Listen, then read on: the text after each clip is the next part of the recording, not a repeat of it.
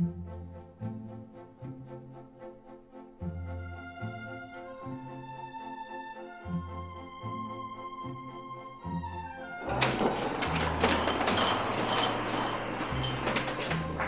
jeg hedder Thomas Rød Andersen, jeg er køkkenchef på Kong Hans Kælder, og jeg skal lave nogle cocktails hernede. Hvor mange ved jeg ikke rigtig nu. Grunden til, at jeg i virkeligheden gerne vil hernede, det er jo, at jeg gerne vil se, hvordan Kirsten og Alena de laver deres cocktails, så jeg kan lure dem tricket af. Så jeg tror, jeg vil lave mine favorit cocktails, og så måske tilsætte en lille smule rode. Det har jeg tænkt mig. Nu skal jeg overlave mad. Hej!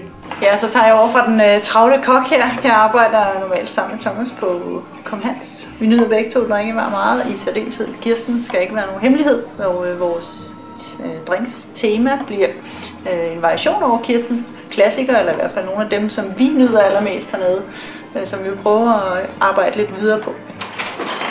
Det kan vi jo sige, det er på torsdag.